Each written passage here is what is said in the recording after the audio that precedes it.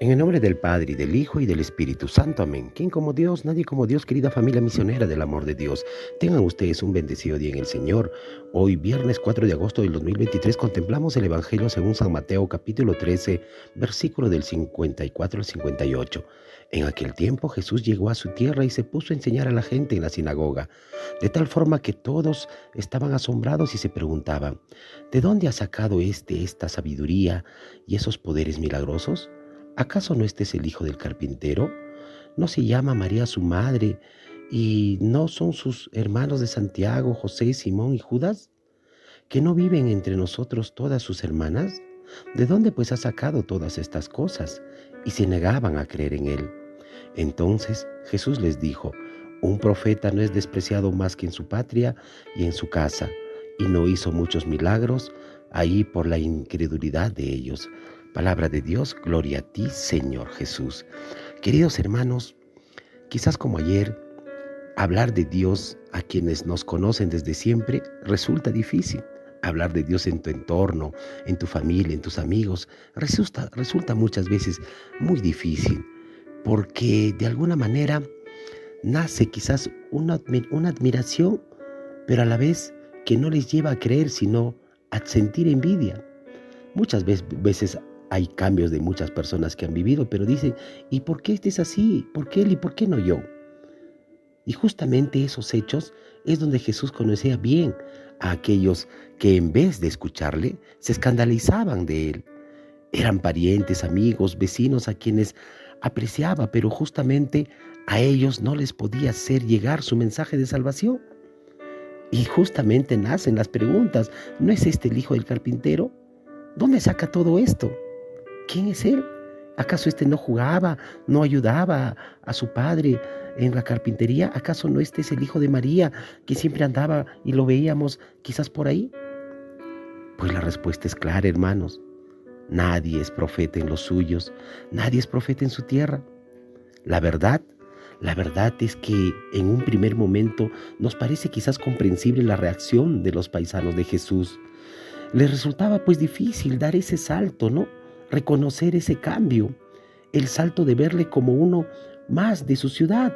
Era uno más y le resulta difícil verlo cambiado, transformado, como a ese al que habían tratado siempre como el hijo del carpintero, del que conocían a María, su madre y a toda su familia. Y de un momento a otro lo ven pues como el predicador, lleno de sabiduría, hacedor, lleno de poder, haciendo milagros. Y no digamos dar el salto de verle quizás como un hombre, sino de verle como el Hijo de Dios. Ciertamente el lugar más difícil para que nuestro testimonio también, hermano, hermana, y nuestro anuncio evangélico sea aceptado, pues definitivamente que es nuestro propio medio. Y más aún, nuestra propia casa. Sea como sea, nos encontraremos a menudo como Jesús, con aquellos a quienes más amamos o más apreciamos. De alguna manera son ellos los que menos nos escuchan. En este sentido, hermanos, debemos tener presente también que se ven más los defectos que las virtudes, hermanos, y que aquellos a quienes hemos tenido a nuestro lado durante años puedan decir, quizás interiormente, ¿tú qué hacías o qué haces? Esto o aquello, ¿qué me vas a enseñar a mí? ¿Qué me vas a decir a mí ahora esto? Si tú también lo hacías antes. Por eso, hermanos, que ni para el mismo Jesús fue diferente esto. Generalmente la gente que vive con nosotros no es fácil de convencer, quizás por el pasado de vida que hemos tenido y tantas cosas. Sin embargo, es ahí donde podemos verdaderamente ser luz, hermanos. Es ahí donde podemos ser verdaderamente modelo y testimonio de que con Dios todo se puede. Y cuando vean la transformación de tu cambio, pues ellos también vean y se convenzan, aunque es difícil. Y no se trata de imponer, sino de convencer, como les digo. No se trata de acusar, de criticar y de tildar, sino de amar. Muchas veces vale más nuestro testimonio de amor silencioso que muchas exhortaciones o amonestaciones, que lo único que consiguen es dividir y generar discordia, sobre todo en la familia, en el lugar donde debe haber paz y verdadera armonía, hermanos. Amén. Si experimentamos problemas y no vemos cambios en nuestra propia familia o comunidad, recordemos las palabras de San Pablo. Pues cree tú y creerá tu familia. Por eso, hermanos, a partir de este evangelio podemos reconocer tres grandes sabidurías o enseñanzas que tenemos que tenerlo presente para nuestra vida. La primera es que tenemos que aprender a reconocer a los hombres. Amén. A los hombres tenemos que aprender a reconocer a esos hombres y mujeres buenos, pues están a veces tan cerca de nosotros y no le creemos. Es que, hermanos, el ser humano es tan proclive a criticar y solo criticar y cuestionar todo lo demás, pero a valorar poco las cualidades, los dones y los talentos que encontramos en otros. A veces se aplica con toda su fuerza el famoso refrán popular en ese momento: el bien no es conocido hasta que no es perdido. Hermanos, por eso hoy descubramos que no tiene que morir una persona, no tiene que enfermarse, no tiene que ausentarse, no tiene que irse de lado de nuestra vida para que recién empecemos a valorarla. Pues en el mundo hay tantos santos de a pie, santos anónimos, hombres y mujeres muy buenos que obraron y obran rectamente, que vivieron en actitud de sacrificio y servicio toda su vida, que entendieron su existencia, que es solo amar y entregarse por los demás. Hoy por eso, hermano, hermana, abre tus ojos, mira a tu alrededor y da gracias primeramente por aquellas personas que siempre han estado a tu lado.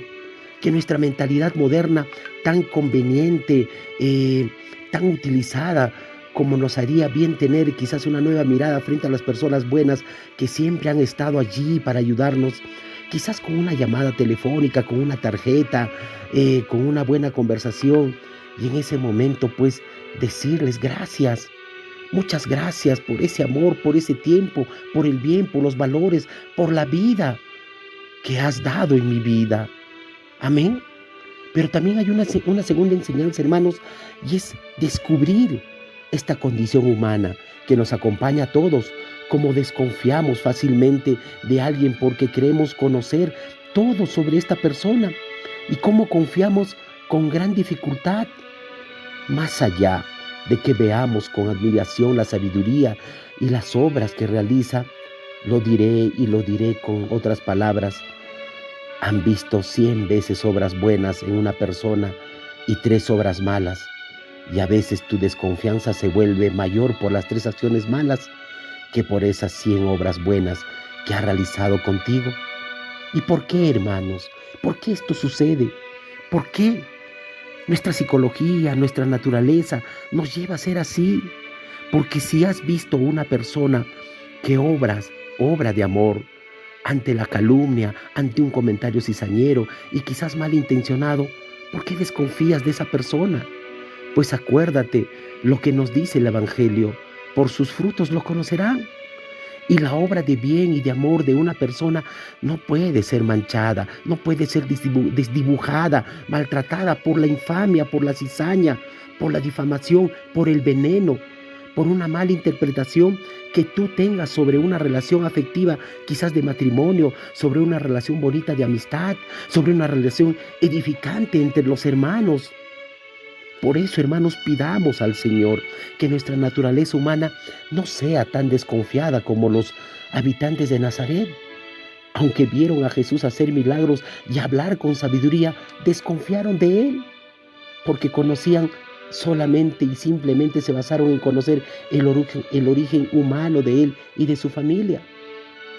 Y finalmente, hermanos, como reflexión, con esta última enseñanza es la fe, hermanos. Amén. La fe, y solo la fe permite los milagros y la falta de fe los impide. Pero podemos preguntarnos por qué hoy los milagros en este siglo actual, en este siglo moderno, son tan pocos frecuentes. ¿Por qué? La respuesta es simple, hermanos: porque nuestra fe es muy débil, porque nos volvimos muy racionalistas, porque endiosamos el conocimiento científico, nuestra sabiduría personal la endiosamos nuestros criterios subjetivos y pensamos que tenemos toda la verdad y toda la razón, cerrándonos a la trascendencia y al gran misterio del gran conocimiento que nos pone Dios. Amén. Hoy descubre, hermanos, que un creyente, un verdadero hombre o mujer de fe, aunque no vea los milagros todos los días, pues va a creer en Jesús. Y descubre también que a un no creyente, alguien que se ve agnóstico o ateo, aunque vea milagros todos los días, definitivamente no va a creer. Aunque vea santidad, ya sean sacerdotes, religiosos, laicos, en todos los que viven la vida cristiana, no van a creer en Cristo, no va a creer en su iglesia.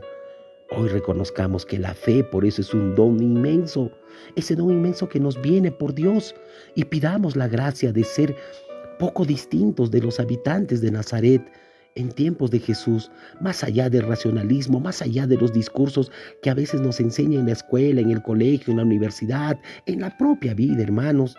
Más allá de eso, a sospechar de Dios y la iglesia, pues no, pues no. Pues al contrario, recibamos la fe como un regalo y digamos con humildad: Señor, yo creo, soy débil, pero creo en ti, fortalece y aumenta mi fe. Amén. Seguramente, sea como sea, nos encontraremos a menudo como Jesús, como le vuelvo a repetir, con aquellos que más amamos o apreciamos, nos dan la espalda. Pero ahí está, hermanos, el predicar y el hablar de Jesús en nuestro pueblo, en la familia. Es difícil, sí, pero necesario. Hace falta decir que Jesús, cuando va a casa, quizás por esa fama y sus milagros, se sintió triste. Pero nosotros, como Él, pongámonos a orar. Sí, allí Jesús lo hizo. Se iría triste quizás de allí, pero continuaba rogando para que su palabra salvadora fuera bien recibida por su pueblo, por su familia. Nosotros también lo mismo tenemos que orar para que la palabra de Jesús llegue a aquellos a quienes amamos, pero que no quieren escucharnos. Hoy levántate y anímate. No seamos o no nos escondamos.